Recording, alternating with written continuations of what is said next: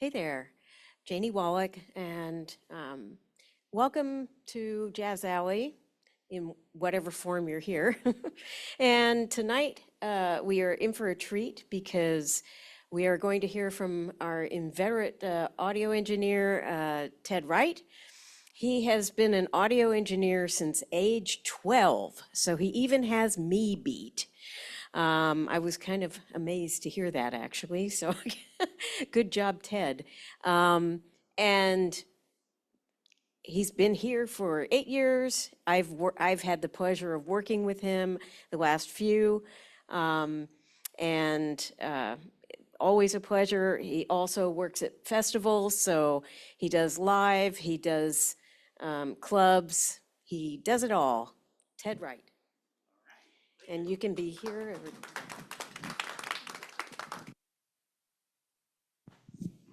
All right. Well, welcome everyone to Jazz Alley. My name's Ted Wright, like she said. I've been doing this since I was 12 years old, and I'm 53 now. So somebody said, "Oh, you've been doing this for 20 years?" And it's like, "Yeah, that's about right." And it's like, "Well, let me see." And it's like, "Oh, man, it's like 85." Okay, so I'm in the 40-year club. Musician. Grew up in a musical family and played guitar and bass and played in all sorts of garage bands to the point where, okay, we're going to need to make things louder, and how do we do that? And somebody gives you an old speaker and you end up with a little PA, and the next thing you know, you see the teachers at school trying to figure out how to set up the sound system. It's like, "Oh, here, let me help you with that." And so, middle school, junior high, high school, started doing sound for the choirs and that type of thing. And, at that age, and back then, there wasn't the constant screen at you, so you had to go find things to do. And I usually ended up at the local music store, talking shop with the guys about sound systems and picking up stacks of brochures that I'd take home and go through and, just absorb all this stuff. And about the same time, the little church that I went to that had maybe 40, 50 people, all of a sudden they started growing and had a couple hundred people and had outgrown the 6-channel PV box mixer.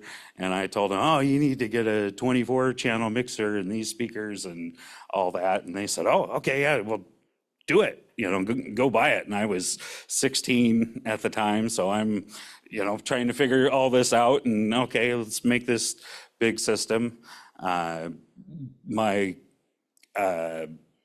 with that, in school, I started getting a thirst for electronics, and kind of brought on with the audio part of it, where I was, okay, well, how many ohms, what happens when you put 4 8-ohm speakers together and try and turn it up really loud, and how come it, thermal breakdown, and people trying to explain to me, okay, here's Ohm's law and that, and then they're steering me, hey, you gotta, you need to get some training. And so in high school, I had the opportunity to go to the Snow Isle Skill Center in Everett out by Boeing, and they had a great electronics program that I did 2 years, and was able to get advanced placement into North Seattle Community College at the time, and finish up a degree there in electronics.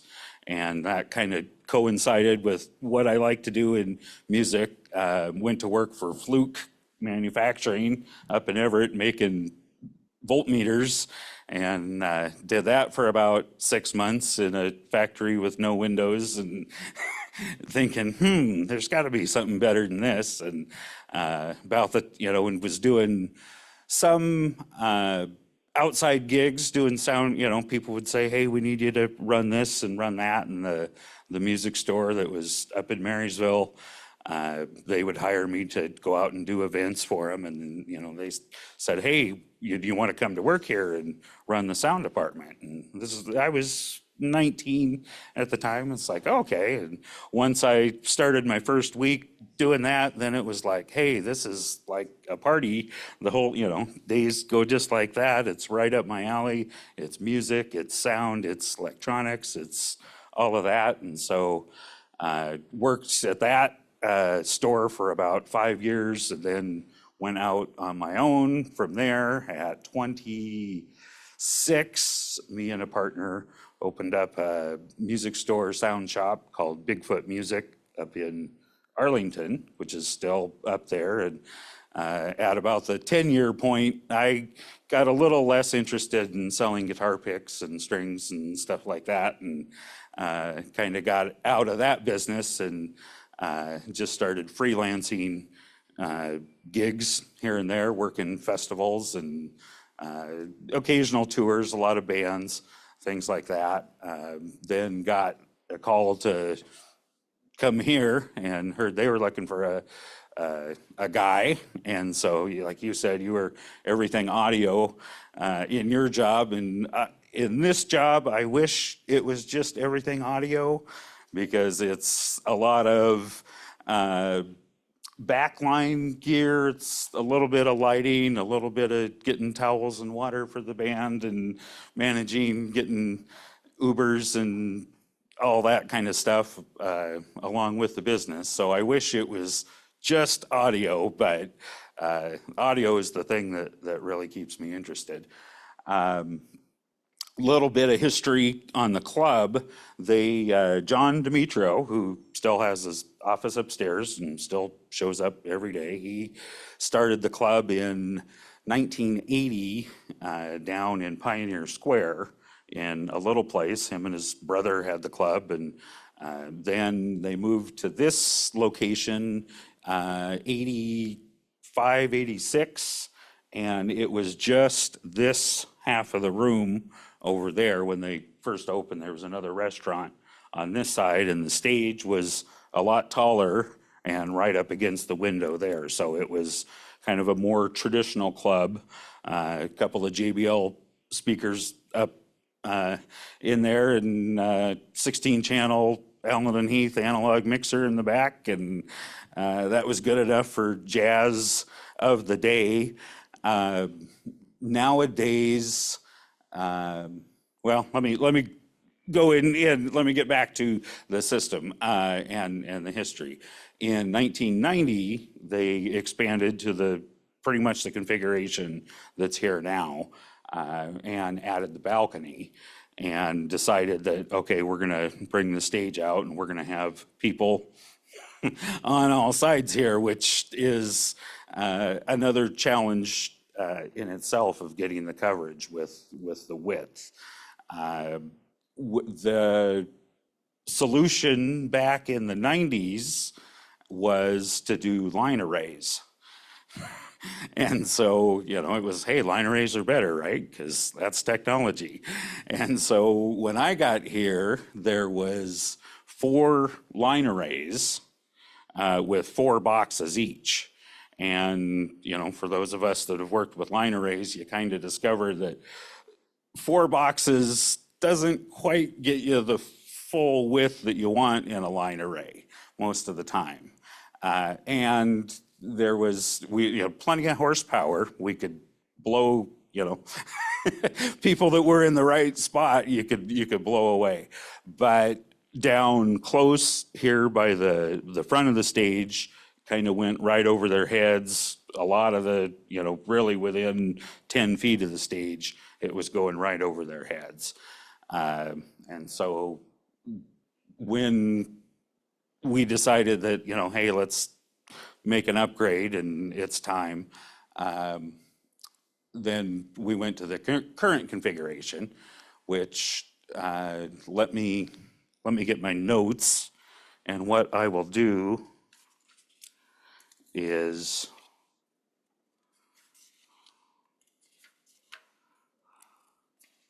just go through component by component what we decided to do. And in the last 4 years, we've upgraded about 80% of the system.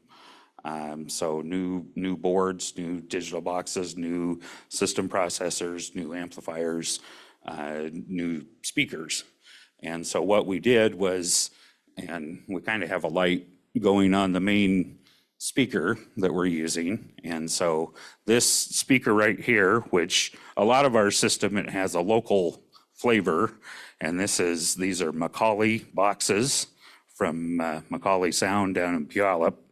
And Tom Macaulay came in and shout out to Mark DeArmond, who's their main engineer, on his design. And they, said, oh, this is really what you guys got to do. And we had a few other companies come in and give us similar design. And now everyone was saying, oh yeah, you don't want line arrays. Everyone wants point source now. That's what you want. You want point source. And so it's like, okay, let's look at the results and look at a few graphs. And so what we have is we went with this box, which is their C10D, and it has 2 10s and a 3-inch horn in it. And it is, and now we've pretty much gone all the way back. It is number 1, passive. And number 2, it is a full range speaker, meaning it is not biamped.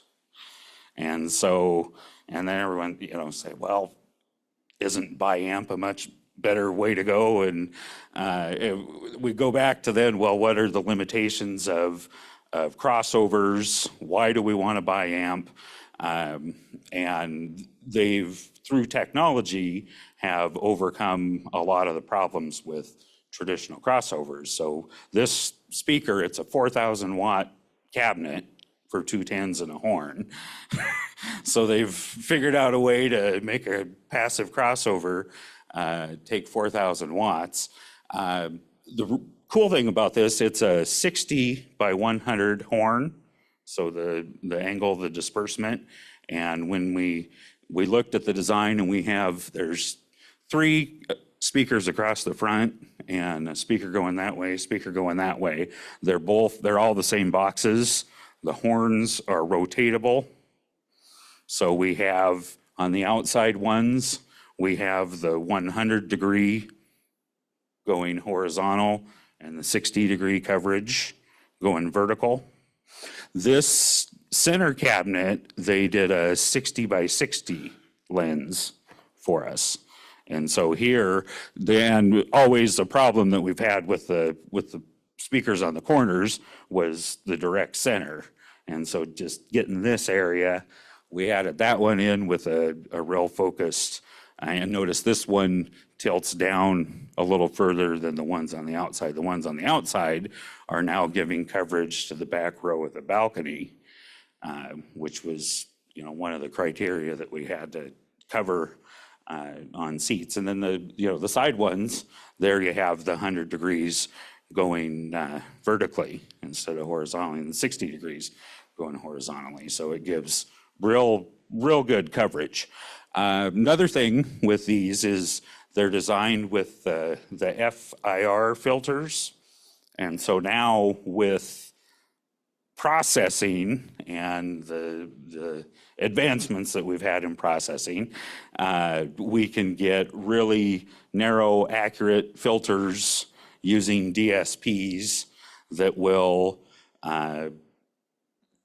make up for deficiencies in the speaker or the speaker performance. And so they've taken this speaker and a lot of different trials and anechoic chambers and run it through and say, okay, what is lacking? What do we need to do to make this flatter or to the desired curve? And with the FIR filters, you have a supposedly infinite number of filters that you can use. So if you want to put 200 filters on it, you can, and you can, find 362 hertz and take it down 1.2 7 dB or whatever, infinite amount that you want. And so they did the homework, did the analysis, took that curve and then programmed it for our processor. And so, which we'll get to on the next step, but the speaker components are 5 of these. So the 210s, which is a bipole, it's bipolar like me, I like to say, but it's a bipole speaker. So, and I when they told me, oh, it's a bipole speaker similar to a reference monitor, and then I started thinking, well, what does bipole mean? And did a little research and learned the difference between a bipole speaker and a dipole speaker, where a dipole speaker where you have 2 of them with however it is, opposing phase, I think is how they do it, that you end up with a null in a certain spot that is supposed to sound better than other spots. So they're not, I learned they're not dipole speakers, but they're bipole speakers. So in a bipole speaker where you have the speakers in phase, you don't have that null in it, and it will remain consistent throughout the field. And that's really what they've achieved. You get more of that near field monitor experience, I think, with the combination of the FIR filtering and the coherence, I guess, of the 2 drivers. They're really heavy too. They're 95 pounds for a 210 cabinet. So when they showed me when they were building them, each of the 10-inch drivers is like 30 pounds. So they're super beefy, and like I said, they'll take 4,000 watts, and we're running them with 3,000 watt per channel amplifiers, so it works out pretty good. We also have subwoofers that are hanging up there. There's 4 dual 15 subwoofers. And we debated between dual 15s, dual 18s performance-wise. The 15s were a little bit tighter and work out real well. It's one of those things I wish we had subs on the floor just because they're better, but we can't. So and I wish the soundboard was right in the middle too, but I got outvoted on that too. So, but for subs being in the air, and for the style music we have, it is plenty and a real good upgrade. Can I ask a question? Yes. The 3 front-facing mid-high speakers are vertically oriented, the cabinets, but it looks like the 2 side-facing cabinets, which are the same cabinet, right? Yes. Are horizontally placed. Why? What's the difference? Why that difference? Just more of a visual thing. Okay. And like the horn lens is rotatable, so it was just how we decided to put those side ones on for the balcony anyway. On that side, if it's one less thing hanging down to obscure the view, and performance seemed to be similar for what we got.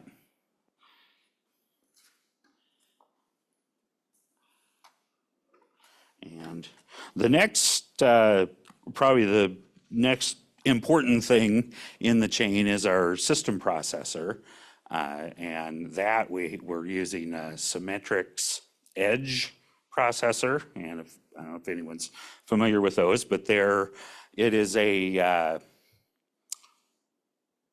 have to get this right. I believe it's 6 in, might even be 8 in, 12 out processor that does pretty much anything that you want it to audio related. So it has a mixing component, it has EQ, it has compression.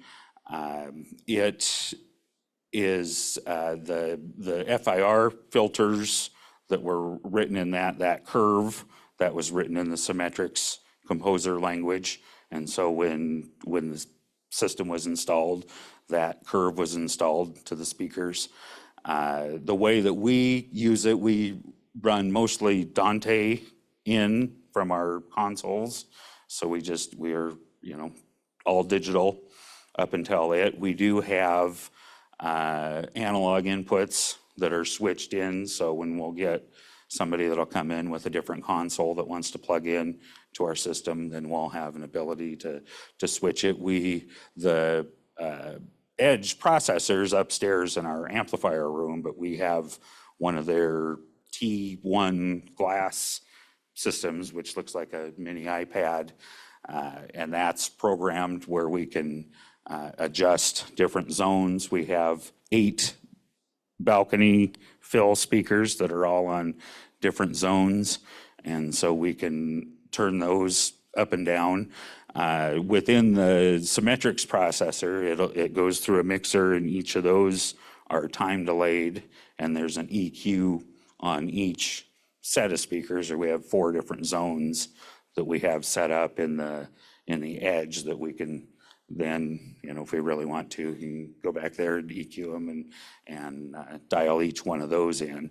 And then we can dial in our subs, we can dial in all 5 of the cluster speakers. Occasionally, we'll have to turn this center one down if we get a lead vocalist that'll stand right here, and that particular one's really loud, then we've got to adjust that. But we can do that pretty easily with the processor. And then we also have, there we'll have a button between our Dante inputs and our analog inputs, and there's a panic button on there too that will just mute everything if all of a sudden somebody's feeding back through the system and we can't find it anywhere else, or the manager's here when none of the engineers are here.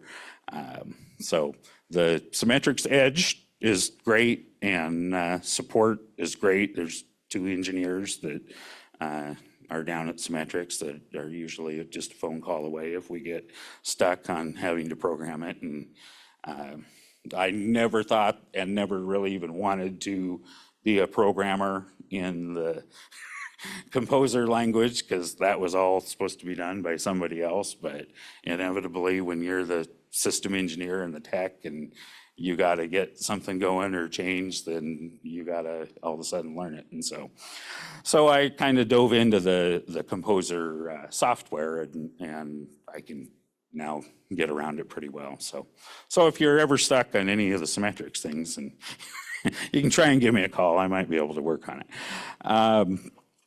We switched out all the main amps to lab grouping amps. We're running the D200 4Ls, 4 channels that are somehow 12,000 watts out of the little things, and which was we did have Crown amps, and I didn't think it was going to be as big of a difference as it was when we went to the lab grouping amps, but it was pretty good, because we couldn't get them for about a year when we first put in the speakers, and so we were still using our Crown amps, and then all of a sudden we switched to them, and we also will go digital into those, so we're keeping the signal chain digital pretty much from the mixer or even the stage box through power amp. So that's kind of cool that we're not getting stuck in analog world. In the back, we have 2 Yamaha CL5s, and that are side by side. Just the limitations of our room. There's no room for monitor world under most situations. Probably 2-3 times a year we'll end up clearing out 3 or 4 tables over there, because somebody will just say, no, I just got to have my monitor engineer right next to me off the stage. But most of the time, we'll just run monitors in front of house side by side. We run a Rio stage box with shared inputs most of the time. Sometimes yeah.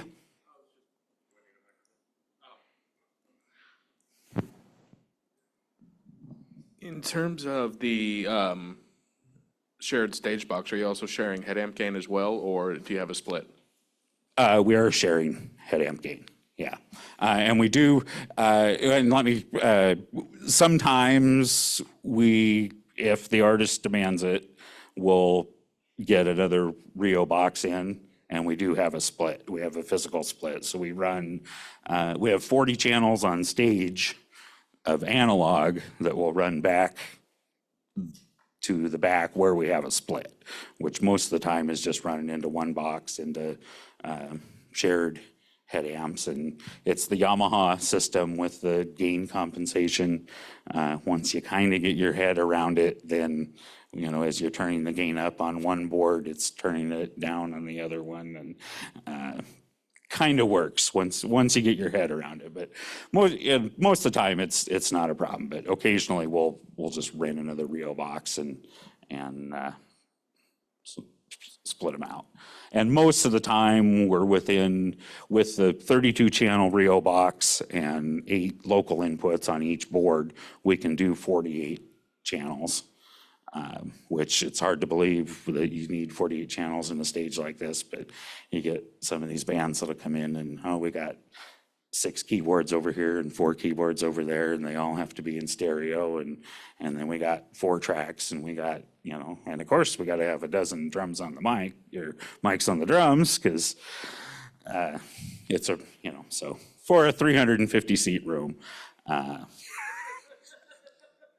But hey, that's what's on the rider, so we say, okay, that's what's got to be done, and that's what, so we'll make it happen.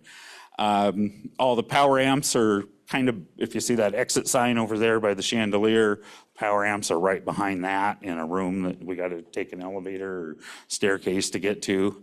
But it does have outside ventilation, so it stays, you know, usually 65 degrees in there year round.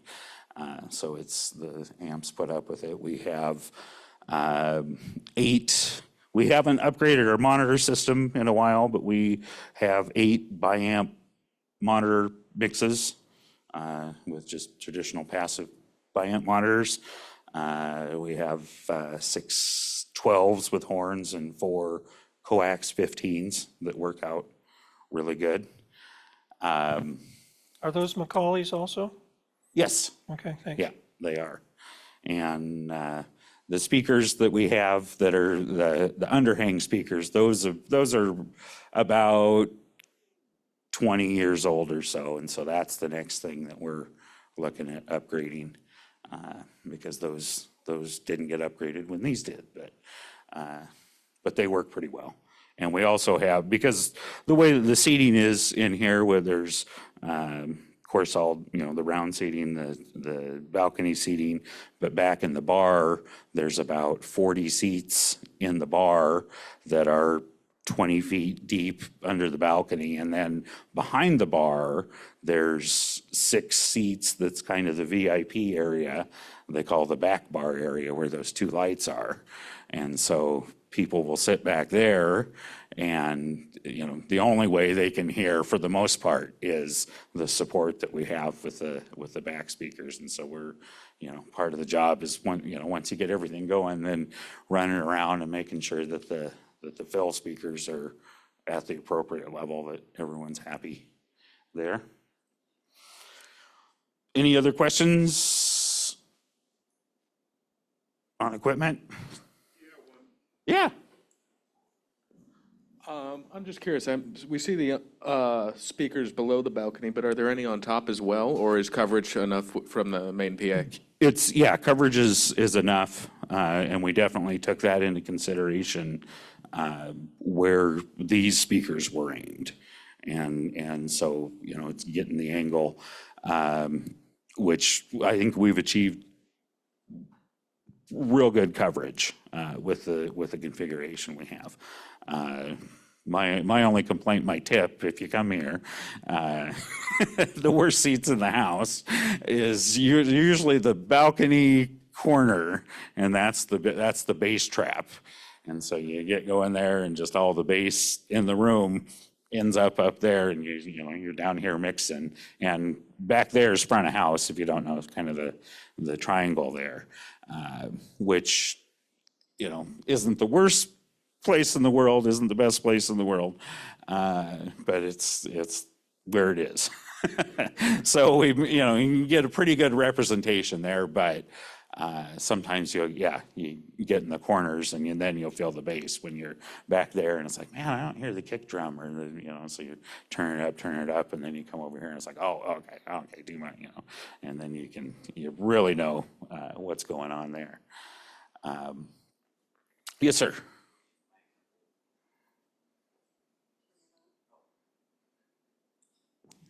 Test. So you talked about stereo keyboards. Is the system in stereo? It is. And the way we've done that, which was the previous way that it was done, which made sense to me, was it's crisscrossed. And so our right side speaker is matched with that one in the stereo image, and that one's matched with that one. And then we'll combine them for our center speaker. Simply put, why? That is, do I mix in stereo? Rarely.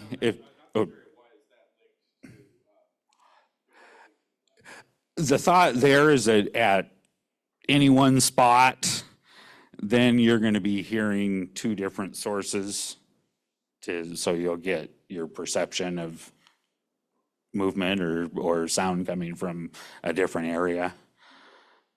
So if you're sitting back there and we're in stereo, you're not going to hear anything from over there. But if you're sitting back there, you might hear this one and this one, maybe, is the thought. But again, when you, in my mind, when you're mixing, if you're sitting back there and I'm deciding where I'm going to pan things in the stereo, I don't want that person to miss out on something that I'm panning the other way. And so most of the time, you know, keyboards I'll usually leave in stereo because they're, you know, they might have a reason to be in stereo, or effects, you know, I'll run in stereo, but keep everything else. Try and avoid the extremes. In here anyway.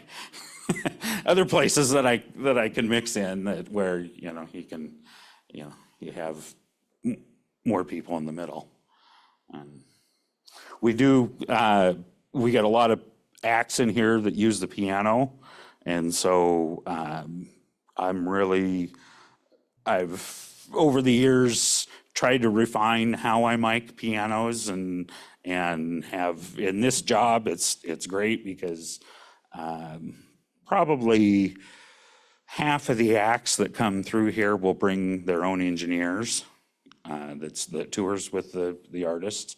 And so I get to learn from all these people that come in and say, oh no, this is the way that you do it, and here's what I brought. And so it's like, oh, okay. And then you hear the people that it's like, oh, well, I'm gonna steal that, and I'm gonna steal that, or no, they're they worked all night and the piano still sounded like this at the end of the night, and which can happen a lot. And to me, there's just the piano, once you think you got it right, then sure enough, you'll hear a note that isn't right because it's just got so wide of a range. And so you're doing a lot of the, okay, that's perfect. And then it's like, and it's like, oh, what is that note? And so, and different applications. So whether the lid's going to be open, whether the lid's going to be shut, we get a lot of Latin bands that come in here. And so you got all sorts of percussion. You got horns on this side of the stage, and then you got an acoustic piano that is a major part of the music. That's the dun dun dun dun dun dun dun dun dun. So it's like, okay, you got to have that. And so I've been doing that. Oh no, I just need 2 more dB without it feeding back, and then does it sound like a piano then once you doing all these heroics to not have it feed back? And so I use my typical piano miking setup is 5 inputs, and what I use primarily is AKG 414s, a pair of them, and I use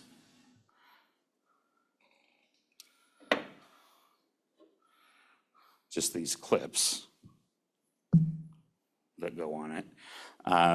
Ideally, if it's just a solo pianist that comes in and we're putting the piano in the middle of the stage, then I'll get some big boom stands and, try and get a little more accuracy on it. But I've gotten to the point where I know the piano pretty well and where these work extremely well. And then all of a sudden, if I have to close the lid, then these fit in right, under the lid and give great fidelity.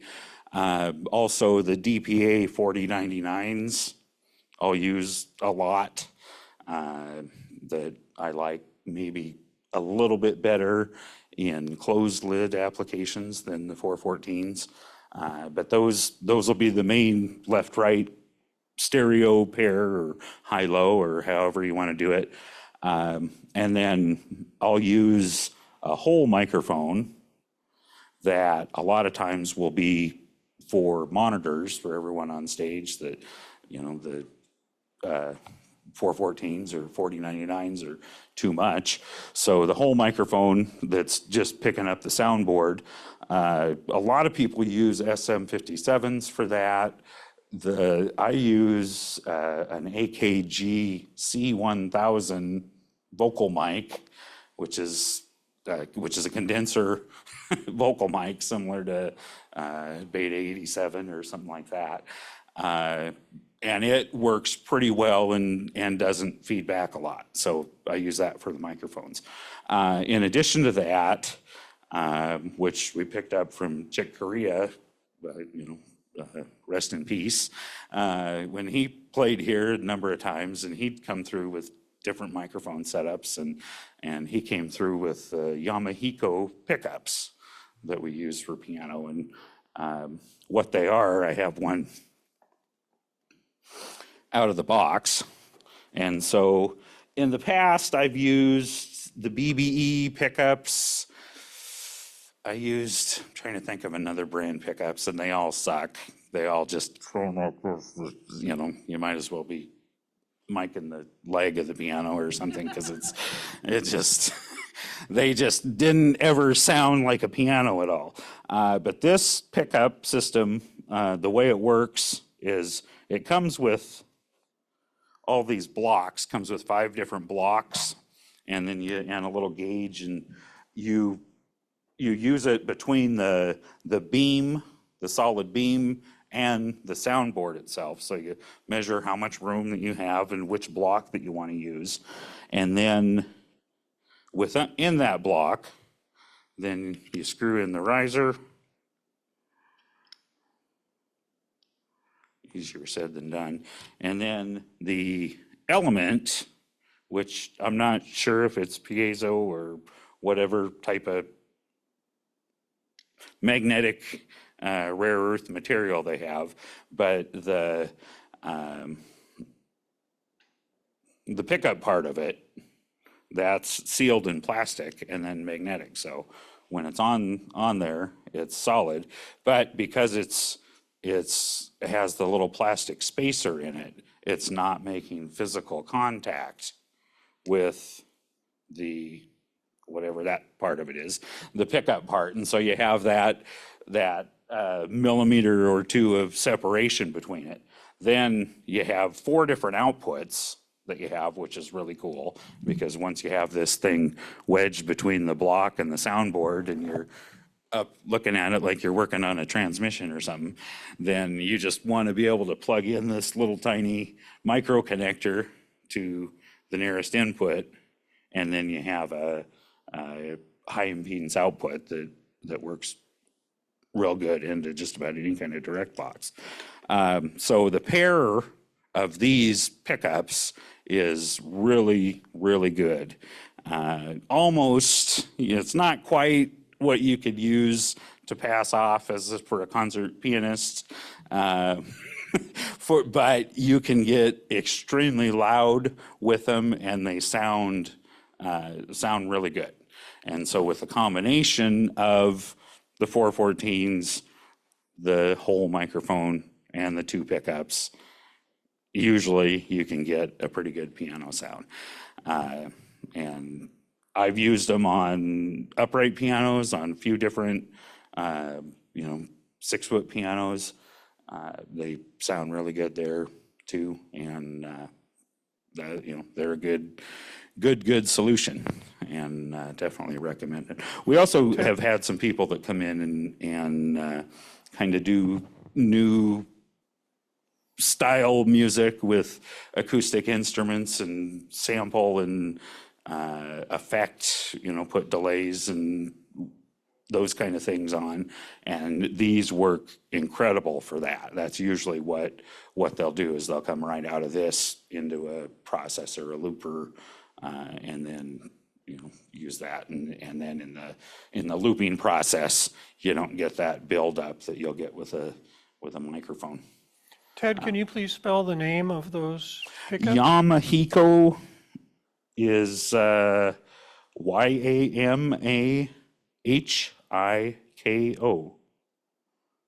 And is there a model number on it, or? These are the CPS CF1S. Great, thank you. And I don't know what the current price is. I think when we got these a few years ago, they were about $1,200 a piece. So they're not cheap, but they're worth it. They also do an upright bass pickup that I've heard is really good, but that's about all that they do. So that's Another question about the piano miking. How do you affix the 414 with one hand in there? You took it out with one hand and put it back with one hand. Oh, well, I didn't do a very good job of putting it back. I just set it back in there. But Okay. there is these holders, they're Mike E's brand, EZE, but they're pretty good. So you're clipping to the metal frame? Yes, yeah. Okay, Clipping it right to the metal frame cool. on each side, and we kind of mark, once we find the sweet spot on the piano, and in here, we're really, really spoiled. This is a Steinway Model D 9-foot grand made in Hamburg. And it's been, they bought it back in the 90s. Now, I think current value is about $125,000 on this piano. But anytime I go out and work with any other piano, it's like, oh man, I wish I had that Steinway, because it's just, when you get it right, it's really like butter. But it's got a kind of a wicked low end too, so it'll take off at 80 hertz, no problem, and you'll be looking all around. It's like, hey man, what is that low end? As it starts building up, it's like, all right, fine. I tried to sneak more low end than I should have, and it'll start telling me. Looks like there might have been a question. Go ahead, online. Yep, we've got Bob Lord raise his hand for a question. Bob? Yeah, I'm just curious. One of the venues I work with here, it has a similar mains speaker configuration where the mains are sort of around the periphery of the stage and about 10, 12 feet above it.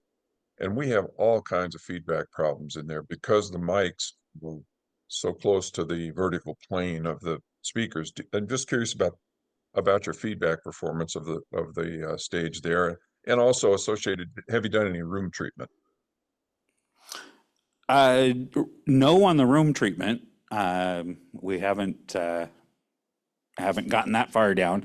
And gain before feedback is actually really good with these speakers, and that was part of the design with the 210s and the bipole speaker, is that the energy is concentrated down, and we really looked at specs on what's going to roll off where off the back of the cabinet, and like I said, we do have the ability to turn down individual cabinets if we have to, mainly the center speaker, when we'll have a front and center vocalist that is kind of quiet and wants to go like this. You're having to gain it up, and But we're pretty lucky on that, on the designs, and it hasn't really been a problem. To be fair, there is a lot of curtains in this space. The balcony front has curtains over what I assume is glass, maybe? But the bottom part of it isn't treated. And there's big curtains behind the stage and big curtains on the windows looking out to the street parallel to the back of the stage. And the walls are at some angles here, and so it's kind of a decent sounding space in and of itself, it seems like, from what we've heard. And there is a pretty big change when you get people in here. It's like, I got to kind of say it out of the side of my mouth because it's a joke. It's like, oh no, it's going to sound great when you get people in here. But it really does make a pretty big difference. Thanks. Yeah. Do you ever get like acts or bands that don't really need much reinforcement? Their acoustic energy is just filling the room and all you have to do is record it, but it's not going through the speakers. Yeah, definitely. And we'll get now I'm blanking on their name, the Seattle Repertory Jazz Orchestra will play here. And they're 19-piece traditional, there's 5 saxes in the front and 5 trombones and 5 trumpets and piano, and you get all those things going, and yeah, you really don't need much help. Then it's just, and a lot of music, put the microphones there and plug them in, and what you're actually going to amplify and turn up and what needs help in the room is often a lot less, especially with horns. And but a lot of it, same with the fill speakers too.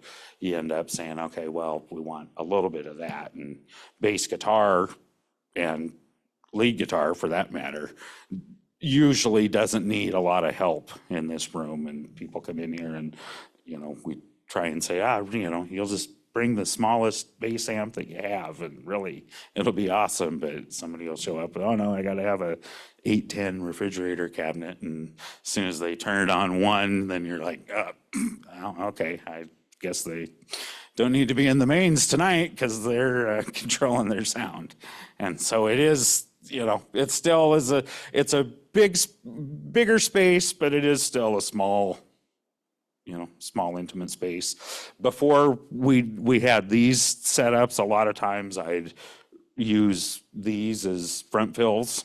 If I'd have an acoustic duo or something, I'd turn a couple of these around and put them further back on the stage, and that helped a lot. But since we've done this, we've rarely had to do front fills. 2 other things that I wanted to share with you in my travels that I thought were really cool. A buddy of mine turned me onto these a while back. I don't know if you've seen these. It's nylon. It's like what you'd find in a backpack material with Velcro on each side for a cord cover. And so in our case, where we have a carpeted stage and where we would be gaffing down all of these cables, we can put that over it. It stays secure, similar to what gaff tape is. And then at the end of the night, it just pulls up. And so that has saved me rolls and rolls and rolls of gaff tape. And it's a great tip. It's kind of important to point out that only works on loop type carpeting. It doesn't work on straight, fluffy or Okay. stuff. I've used that also, and it works great on loop. So the hooks are on that strip. And if you don't have a loop, you're kind of screwed. Yeah. But it's Probably a lot great of drum for this. rugs. But for our rug, it works great.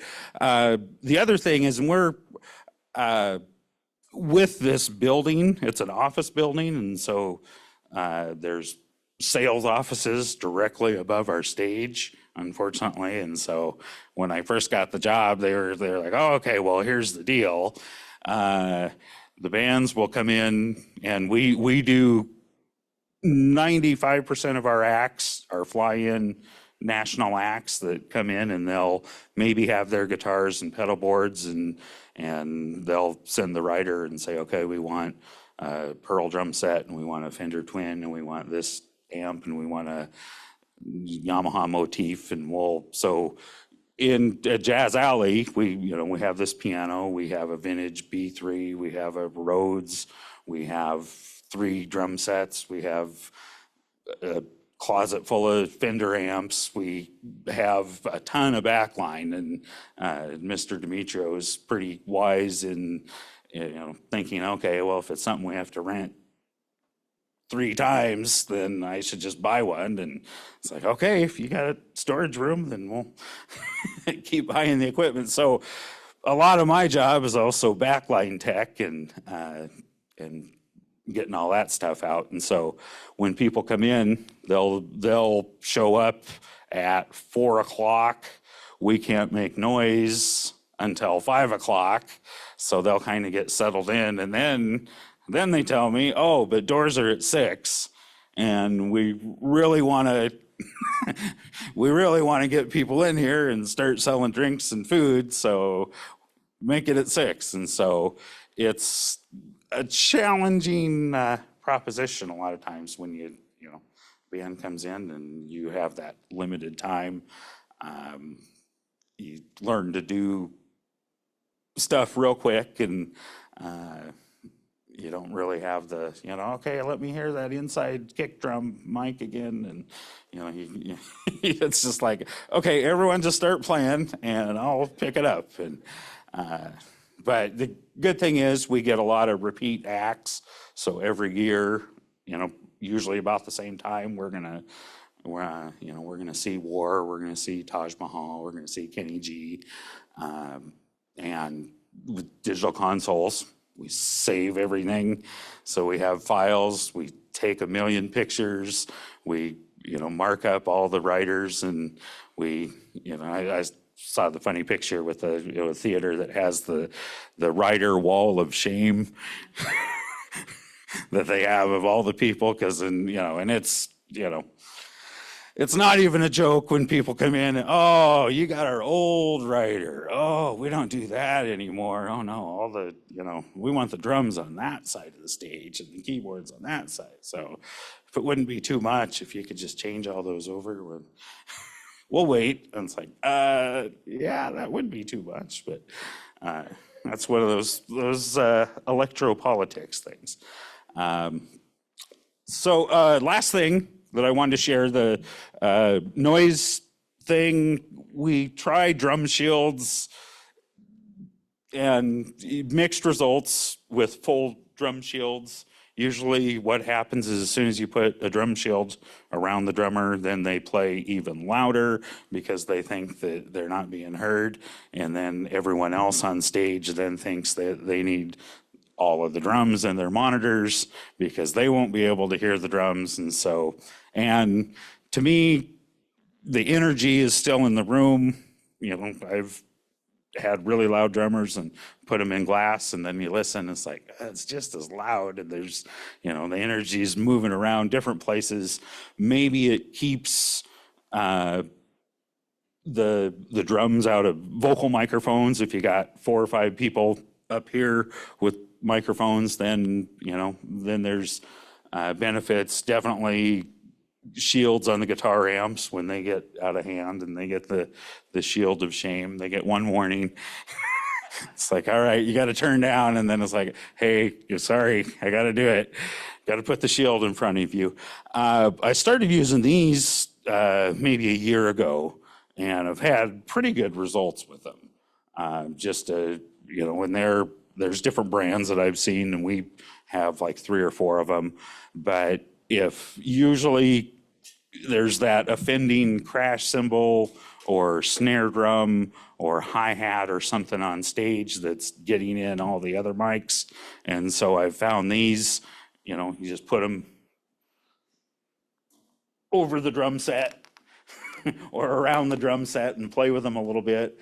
And then it's going to keep that much of the signal from the direct path of microphone. So, and you bring those out and people don't start freaking out like, you know, they're getting shamed because they're too loud. And so those are, they're for kinder, gentler sound people like myself. Any other questions? Yeah.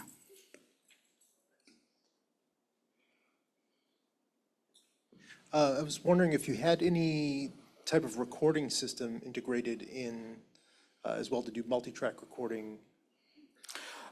We don't. We speak Dante. Everything's Dante from our Rio box to the two consoles that are talking to each other. And so we do have, you know, that ability to just plug into the Dante stream with, you know, virtual Dante card and pick up all the inputs. The CL5s also will do a 2-track off of whatever you want. And so a lot of times we'll, you know, I'll just record the mix to kind of hear how it sounds or something to listen to on the way home.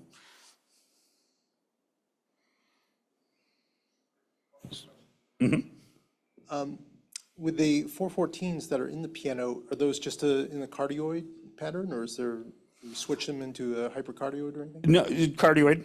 Yeah, just standard cardioid. We've got Mike here on the Zoom call with a question. Yeah, hey, great presentation. Thank you so much. It's very informative. Was wondering, I'm into Hammonds and B3s and Leslies, so I'm kind of curious. You said you have your own for people that don't bring theirs. Where do you normally place your Leslie speakers and mic them and all that for the best output at the Jazz Alley? Yeah, good question. And we have I think it's a 1959 Hammond B3, and we have 2 of the 122 Leslie cabinets. Usually we'll just use one, and last week we had the Delvin Lamar organ trio in, which, you know, guitar, drums, and the organ, and it was set up right here. We just put the 122 right behind him, so he could kind of control it, and he'll do some crazy things like grab the spinning tweeter. Usually my go-to miking setup is 2 SM57s on the top, and that's on the open side, and I've had requests to mic the wood side, but again, I don't, you know, wood doesn't sound that great to me, and why would you muffle the sound that much? So I like to take the direct sound off the top tweeter in stereo, and then I'll put a 421 on the bottom woofer, and then we've also, our B3, we have a direct out that we had it modded right off the unit that will run. And a lot of times I'll run that for the organ trio, where the organ is the bass player as well. Then a lot of times then that direct, I can put a low pass on that and just use that for what I'm mixing in is my boom, boom, boom, boom, and I'll put that with the direct out. And so yeah, last week for Delvin Lamar, we used 4 inputs for the organ.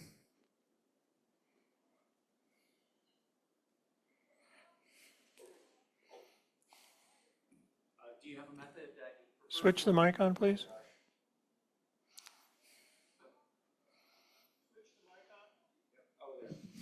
Do you have a preferred method for miking vibes? Because that's always been a difficult thing for me, especially I can't imagine a live setting being any easier. Yeah, my go-to vibe mics are these Shure KSM 137, which I find really good for overheads and use them for hi-hats, but usually 2 of them about this height or a little more over a set of vibes, and that works pretty good. Works really good in here.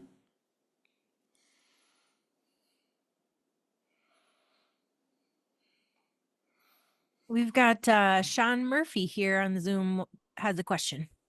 Oh, thanks. 2 questions. One, can you tell us generally what your available mic complement is? Just kind of a general overview of your mic complement. And the second is, do you ever do in-ear monitors through your system, or does that rely on whether the artist brings them or not? Okay. We don't get real exotic on the microphones. We, ton of 58s, 57s. For condensers, the Shure KSM 137s for the small ones have been really great. The 414s we use on the piano. Drums, we'll usually use SM98s for condensers. We also have the Sennheiser 604 tom mics. We'll have, Beta 52. I have a AKG D112 around that I kind of like for kick drum and miking bass guitar and other low instruments. Sometimes I'll use that on the Leslie on the low end if it's a real gritty kind of a thing, or I need a little extra boom on the bottom, I'll use that. In-ear monitors, we do have a rack of Shure PSM 900s that we just, after renting them so many times, you end up saying, oh, okay, well, let's just bite the bullet and get them. So we have 6 of those in a rack that are ready to go. And I love them to reduce stage volume. It's just getting the artists to use them, and I think they're the thing of the future. What do you do for DIs? DIs, the Radial Pro DI passives and the 48s. We have a couple of each of those. We have a couple of Countryman 81s still kicking around. And the club being here, it's as long as it has, we've accumulated I think we have one of everything in the DI department. We have, there's a couple of blue Clark Techniques, a couple Countrymans, and so I wish everything was the same for consistency, but I've kind of found the differences in them, and the Countryman's with a super high impedance I've found, and so for certain instruments they'll work really well.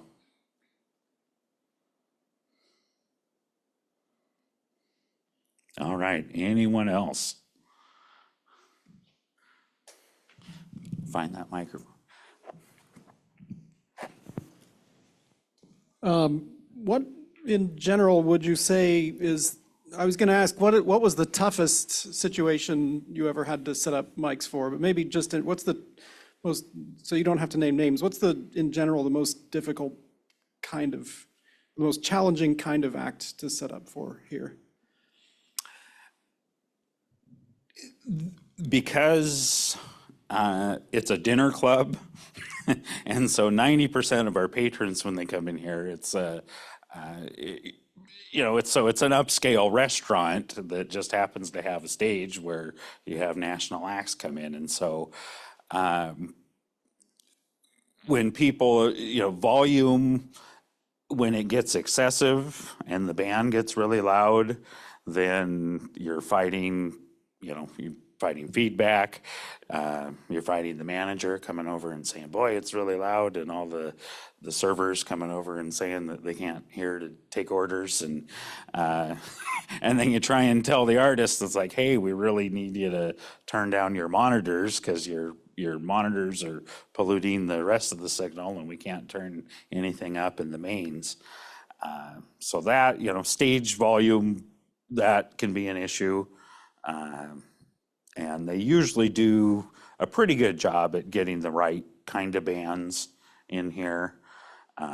But we've had bands that have just not worked in here volume-wise, and it's just, and that's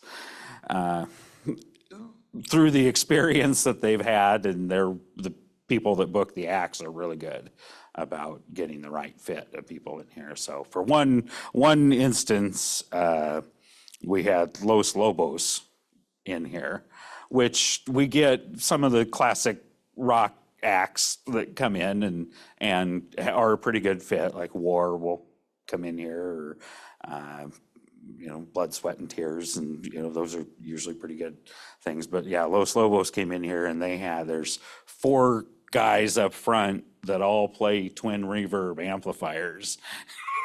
And they all just, turned them up so they could hear, and monitors coming up really loud, and the people, that were in the front row just couldn't hear anything but these Fender amplifiers, and they were here for 4 nights, because we have, the way our schedule works is we'll have one act that comes in Tuesday, Wednesday, and then one act that comes in Thursday through Sunday.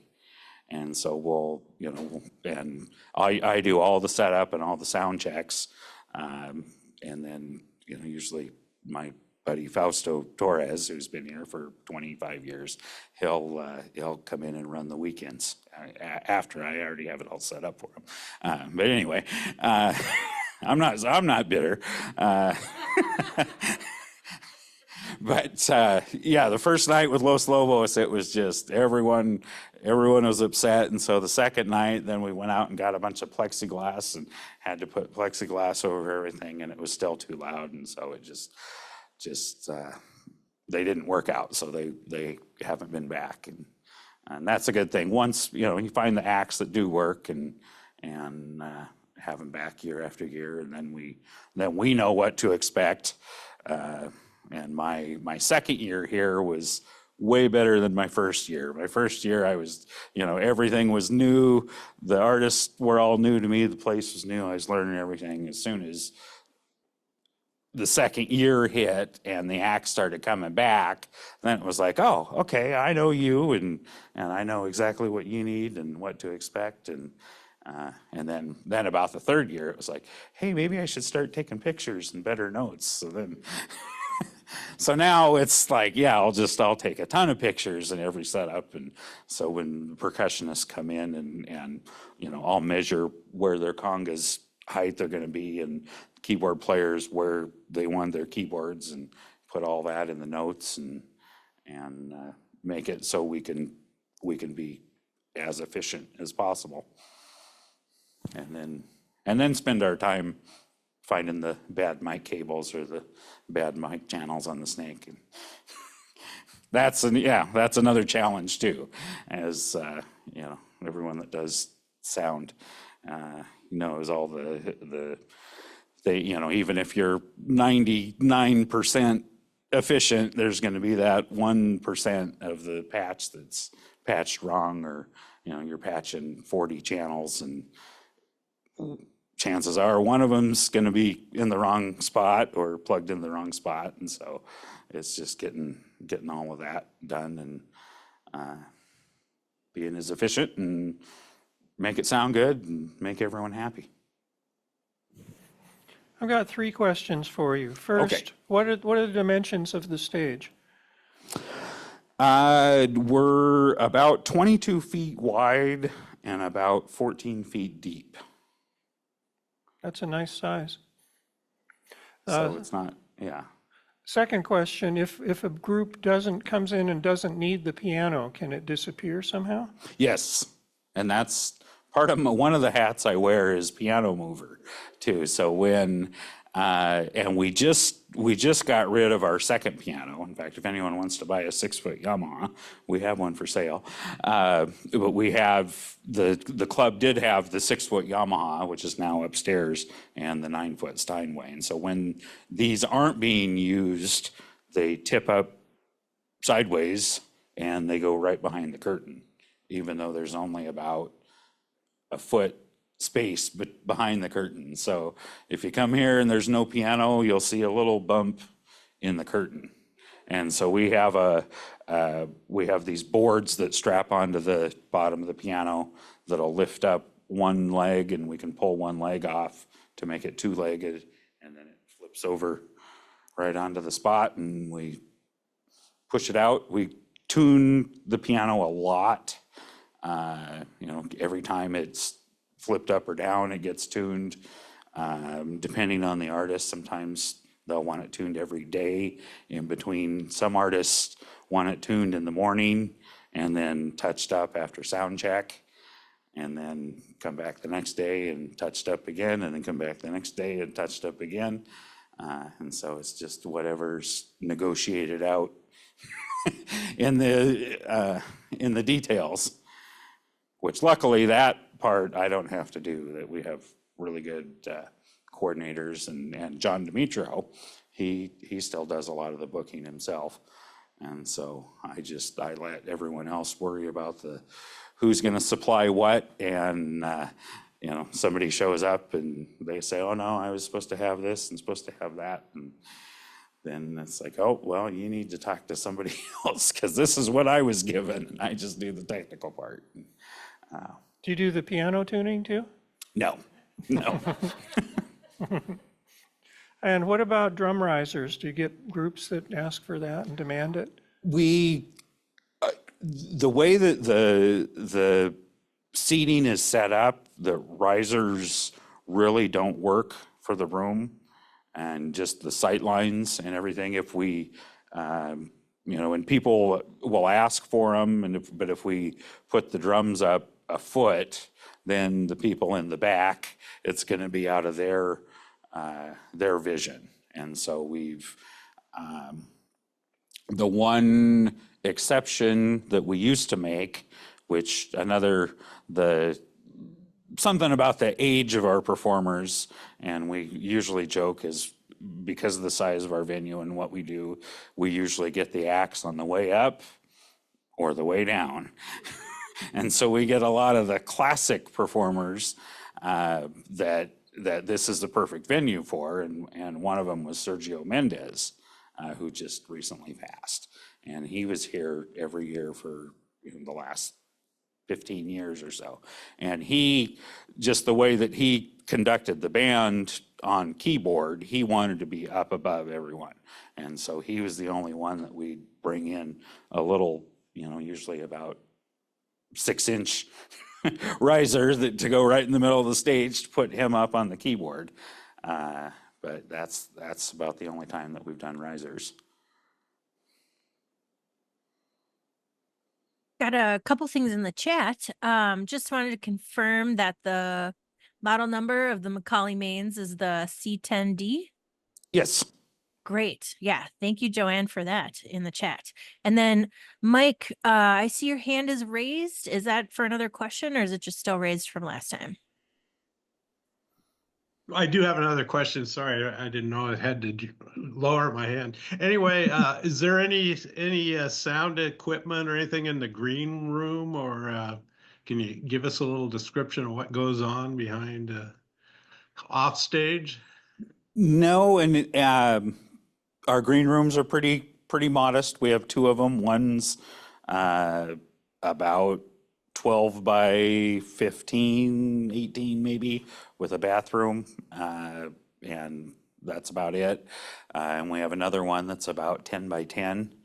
So if there's multiple parties, but they're not super fancy, just a nice place to chill. They are way in the back, and so a lot of time, performers have to go all the way back and all the way through the audience to make it through the stage. So most of the performers, when it gets to the encore, they go, okay, good night, everyone, and they start walking off, and they're like, you know what, I don't want to walk all the way back there. Let's just pretend I walked all the way back there and came back. And so there's no real off stage here. There's a ramp on the side that comes up, and so we've had different artists will want to do a few different things We've had people that come in with their, want to bring in their boards and their monitor people. And so we've put monitor engineers on the ramp there if they have, a small console, if they're running it on a tablet, or we put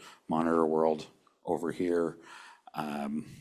Few different times we brought in video walls that will cover most of where the curtain is, and different light towers on occasion. Herb Alpert was here about a month ago, and he decided a lot of what he has video content to it, which we don't do any video at all.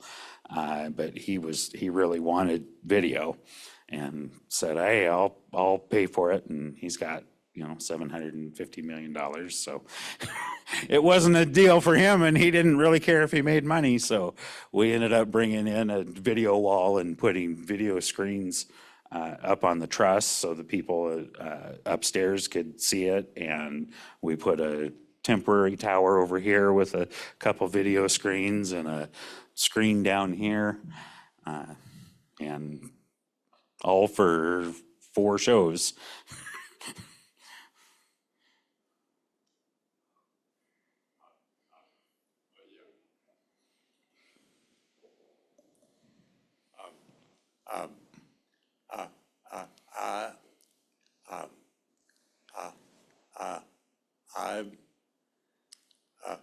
What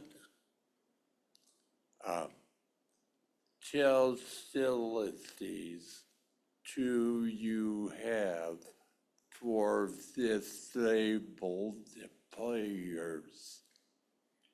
For disabled players. Well, we for disabled players, I mean, we've had a few people in wheelchairs that we've had, with the ramp that we've been able to get up. Okay. The singer Bobby Caldwell, who's another dearly departed person that we had here a couple of times. He had some real physical problems towards the end of his life, and we were able to, said, okay, how are we going to make this work? And okay, we could get the wheelchair up the ramp there and get him out there, but he was kind of stubborn. He didn't want to have the wheelchair on the stage, and so he'd get right to the corner, and then with a cane, he could take about 4 steps to get to his keyboard up front. And it was great to see. Also, McCoy Tyner, the great jazz pianist, he played here when he was 85, I think, and he was a huge guy, 6'4", 5", and I remember him, maybe took him 10 minutes to walk from the back to the front, and everyone started clapping and kind of cheered him on, and he came up and then did an awesome set, and we get a lot of the jazz players that are now in their 70s and 80s that are still playing and come in, and which is great to see, because they're at 7:30 showtime, at 7:24 they're already out the door wanting to play, and it's like that's the best part of their day, and they love it, and this is a good place that they can interact, and then we get some younger singers that are on tour and have 3 managers and 2 handlers and decide that they're too important to show up for sound check. So everyone else sound checks, and they just show up when they show up and jump on stage and then want to tell you how their monitors need to be during the first couple of songs. So that's always fun. But that's one of the great things about working here is you get a lot of the acts, and like I said, once you see people year after year, then it's kind of the old hat and old home week when they come in. And Taj Mahal, the blues singer, he does a residency around Thanksgiving, and so he plays 12 nights here. And so all his people and everyone in his band are all like family because you just get to know him. And in fact, for Thanksgiving, Taj, he cooks Thanksgiving dinner for everyone. And like everyone in the group, and then for the day after Thanksgiving, he comes in and makes a big Thanksgiving dinner for all the employees. And so I can say that Taj Mahal made my Thanksgiving dinner, so kind of a cool thing. This is not sound related, but tell me about the casters on your piano, because I need those. They are absolutely awesome. I don't know what they are, big brass casters, because like I mentioned, we had a 6-foot Yamaha piano, which, when with some groups, just the 9-foot doesn't fit on stage, so we use the smaller one.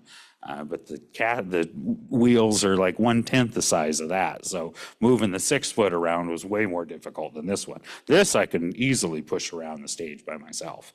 Do you know where they came from, those casters? I don't. Oh, really? Because I have a Steinway B with a little tiny one caster on each leg. It's impossible to move that thing. Yeah.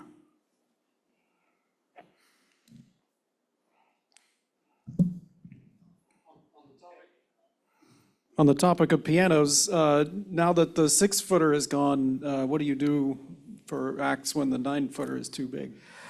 We just make it work.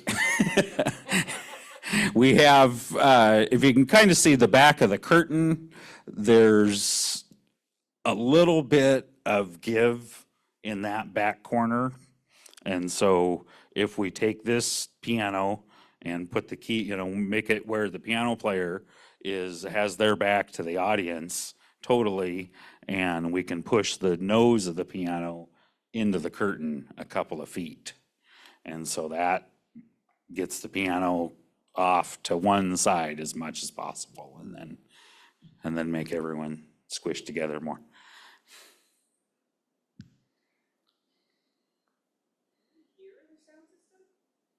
Sure. Yeah, absolutely. Probably hearing it right now, aren't we? Isn't this? We're hearing the monitors. It's just the monitors, okay. Yeah, I can put on some music. Is there any other questions? Or do you want me to just fire a track for you to hear? Okay, and you can tell me how it sounds.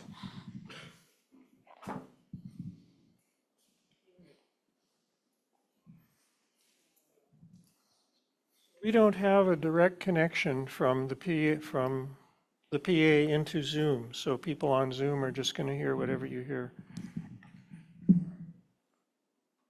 And there was a line array right where that cabinet is there, and so you'd from front of house, it sounded horrible. Yeah. So you could dial it in where it was like, okay, that I think sounds pretty good. And then you walk out, it's like, yeah, it's like, oh, okay, now I didn't. Yeah, so I'd always sneak out. That sounded really nice in this room here.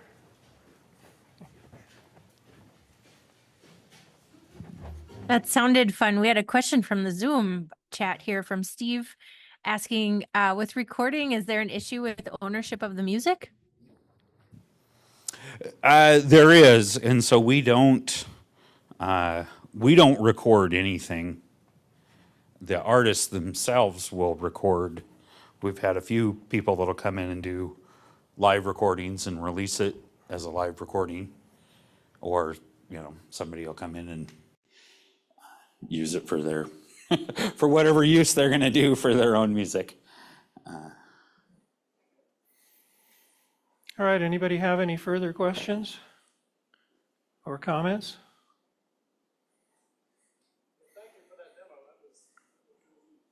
Yeah. Yeah, you bet. Definitely. Here's a question. Get on the mic, please.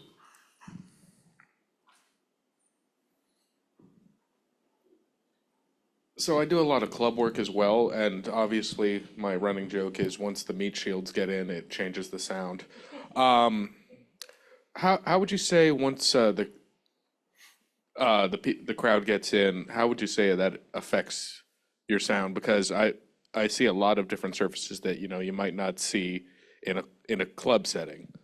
And once you add bodies to that, I can imagine, and your reflections are a little bit different than what I might be used to seeing.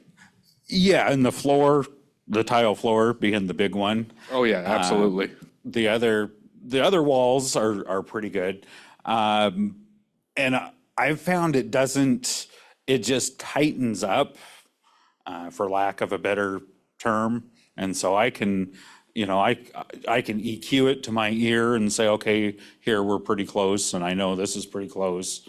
But there'll be, you know, I'll hear a odd 2K feedback or something that's just right on the edge, and it's like, well, what's going to happen with it? You know, kind of like we're hearing there. And then when, yeah, you get people in here, then all of a sudden those frequencies, you know, tighten up and aren't screaming around as much. So I just found it gets better. If you're in a good place at sound check, then it usually just gets better.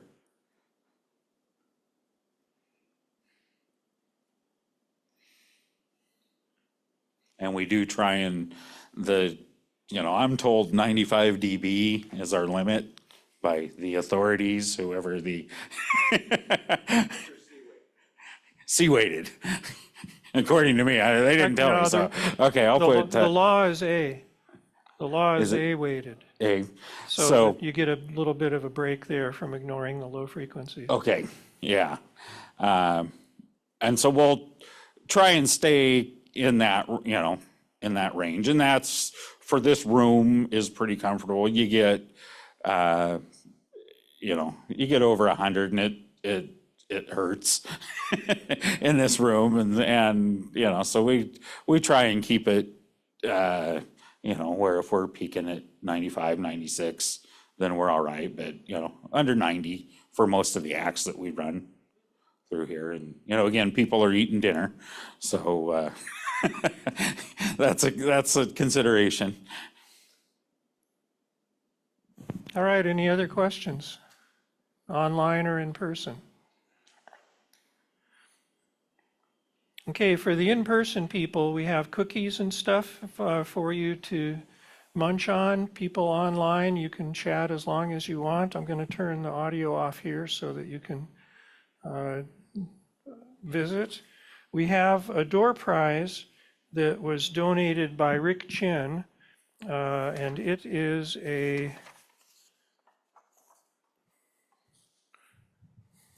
can't read. B9 audio stereo microphone ruler. So it is a transparent piece of plastic that's about yay long that has microphone positions. Can you describe what it is? Because I don't know what it is. Okay. It'll tell you the dimensions of NOS, ORTF, XY90, XY120 bloom line, as well as PE stereo for B9 audio, FSM 44V, and I could make up a bunch of other acronyms too. But it's in centimeters, and Rick will be happy to mail the lucky winner of the door prize, who is in person here. And Jayney, since you put this meeting together, let's have you stir them up and pick and announce the fabulously lucky winner. And this will be a life-changing event for whoever it is. So just stay seated.